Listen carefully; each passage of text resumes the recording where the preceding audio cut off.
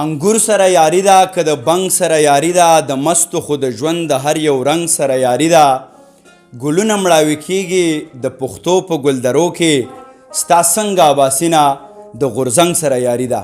قدرمنو نن مو یو ځل بیا په ګل ګل پیښور کې یو مست ماښامۍ را جوړ کړی دی. زما په چاپیرچل کې به تاسو وینئ د شعر او د ادب یا هغه ټولنیز فعالان څوک چې په خپل خپل ځای باندې د ژوند یو لوی کردار لوبوي هغو راسره ناست دي. په دغه ښایسته بانډار کې یا دا بانډار چې د چا د مخه را جوړ شوی دی نو هغه د لاهور نه راغلی زمونږ ډېر خوږ زیږ بیګ پښتون چې د لاهور په خاوره باندې د پښتون ادب دپاره د پښتنې سندرې دپاره کار کوي. ډېر محترم ساجد خان باتور صاحب راغلی دی. د هغو په ویاړ کې دغه بانډار موږ را جوړ کړی دی. ډېر محترم پروفیسر ډاکټر اباسین یوسفزی صاحب به د دغه ننني مختصر غوندې لنډ بانډار د صدارت په څوکۍ باندې ناست وي. د کوربه په حیث به دوی باتور صاحب ته په خیر راغلی او هرکلی ووایي. بیا به د باتور صاحب لنډ تاثرات اورو د پیښور په اړه باندې. دوی تر نوخار تر ملکنډ تر دیره ورسېده او بیا به راځو د رباب په ژبه باندې به دغه نور بانډار مخې ته بوځو. په دې ښکلې فضا کې چې هم حسن شته هم مینه رباب چې دلته کېدی نو په خپله به ټنګېږي. ډېر محترم پروفیسر ډاکټر اباسین یوسفزی صاحب اورو. ډېره مننه افسر افغان صاحب. د ټول ناول خو کتونکو ټولو ته هرکلی او زمونږ د دې ننني ماښام ملګري ټول څنګه چې افسر افغان وویل چې د خپل خپل میدان تکړه تکړه خلک دي. په دې کې ډاکټران هم شته او مریضان هم شته او لوبغاړي پکې هم شته او په دې کې مطلب بزنسمینان هم شته او د مینجمنټ خلک هم دي. نو ټولو ملګرو ته هرکلی او په خاصه توګه زمونږ د لاهور نه راغلی میلمه ساجد خان باتور صاحب په لاهور کې د خپل قام وطن او د خلکو د ښېګړې دپاره ډېر کارونه کوي. په خاصه توګه هلته د چې کوم یو داسې کار روان کړی چې هغه ډېر تاریخي غوندې کار دی او دا دی چې هلته د پښتو په میدان کې چې کوم پیاوړي خلک دي د هغې په ذریعه باندې د خپل هغه ملګرو چې کوم په پنجاب کې اوسېږي د هغې تربیت هم کوي.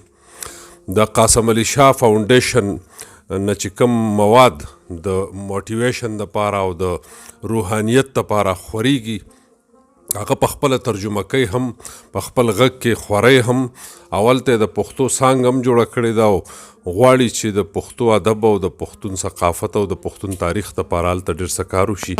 نو موږ ورته ډېر هرکلی وایو او څنګه چې نوم دی باتور چې دی دا باز ته وایي فالکن ته وایي او شاهین ته وایي. نو دغسې دی لګیا دی او د خپل وطن د آبادۍ دپاره خپل کردار ادا کوي.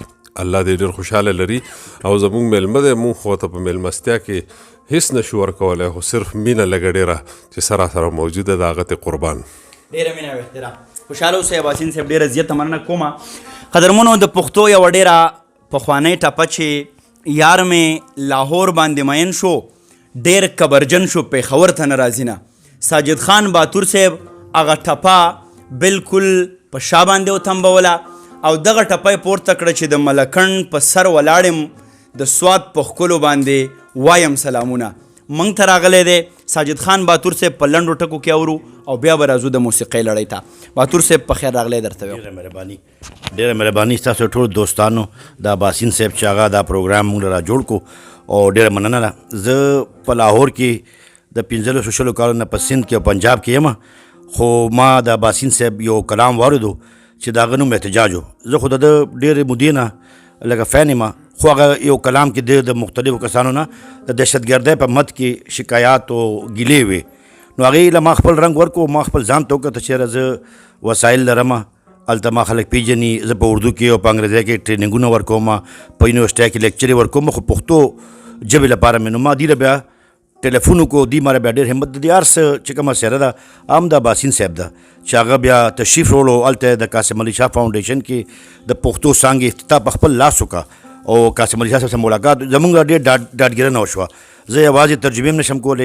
یو کتاب ما ترجمه کړی دی چې هغه مباسین صاحب ورته اصلاح کړې ده او د اپنی تلاش ترجمه مونږه د ځان لټون په نوم باندې هم د عباسین صاحب په هدایتو کې کړې ده.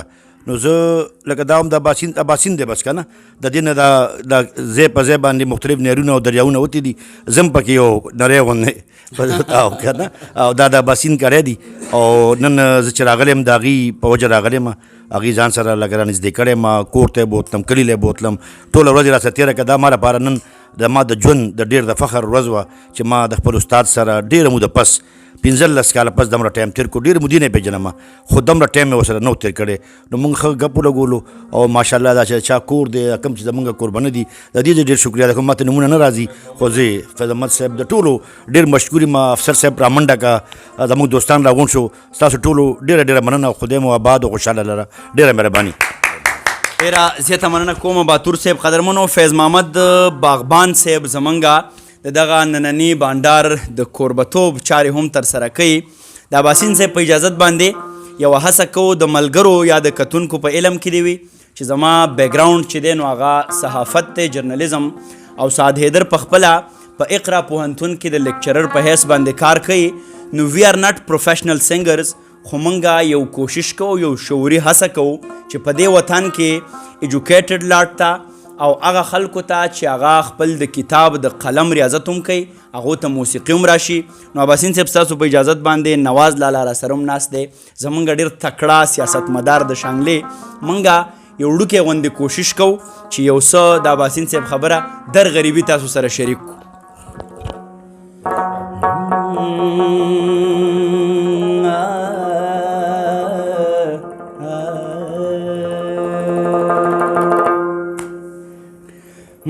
لیوانه پلار کې ناس یم ستا راتلو تا،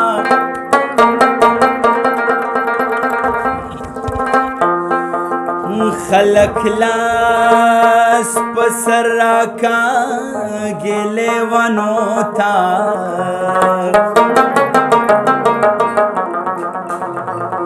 نن سبا مستا غمونه میلمانه دي،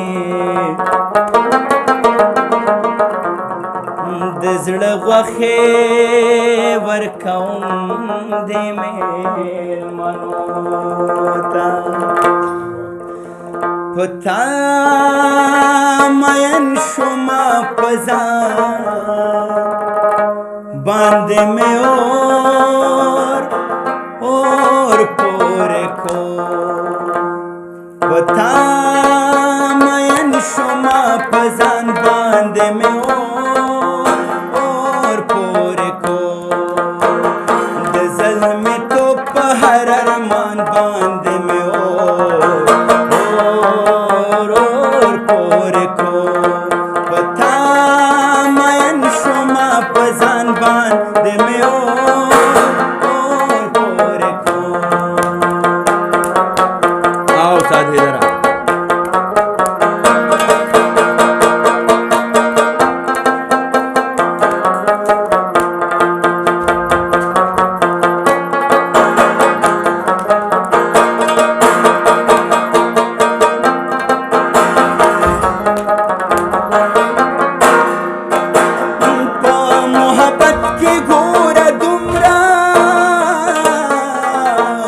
خود غرضا شما، خود غرضا شما،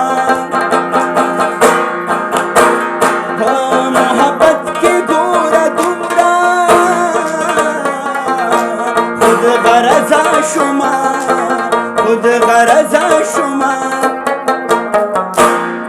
جانان مې واغست په جهان باندې مې اور پورې کو، جانان مې واغست په جهان باندې مې اور پورې کو، د زلمي توپ په هر ارمان باندې مې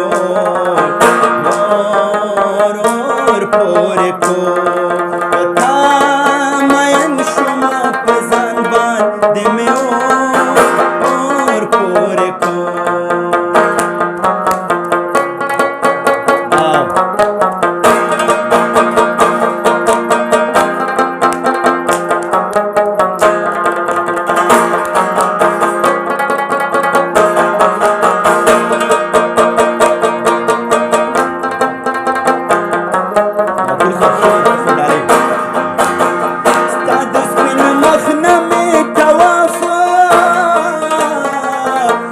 وکړو د مینې په لار وکړو د مینې په لار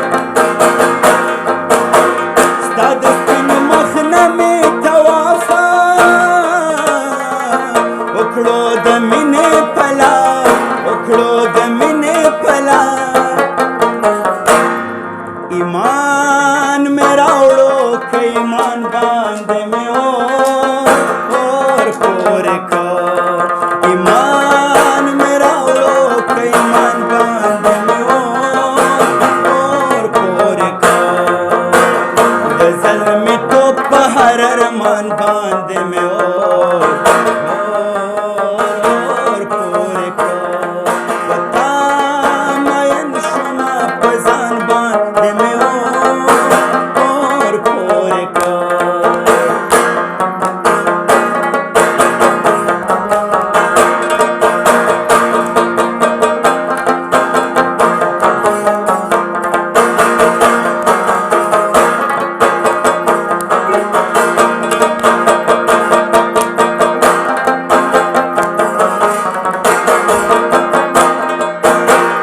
هغې هم زولو ته ویله زما منې او که نه زما منې او که نه هغې هم زولو ته ویله زما منې او که نه زما منې او که نه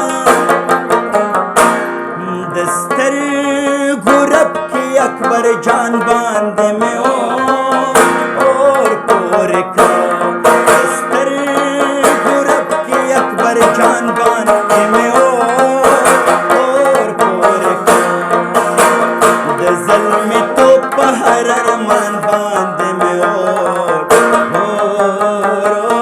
پورې کړ په تا مین شومه په ځان باندې مې اور پورې کړ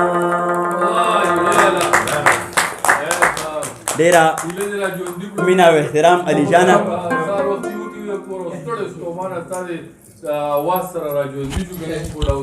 علي صاحب حمزه بابا وایي چې انګیره یې د اشنا د تبسم نه نور په چا کې چې خپل اور پې بل شو نو دا ستاسو هغه خپل د علم د هنر د موسیقۍ سره مینه وه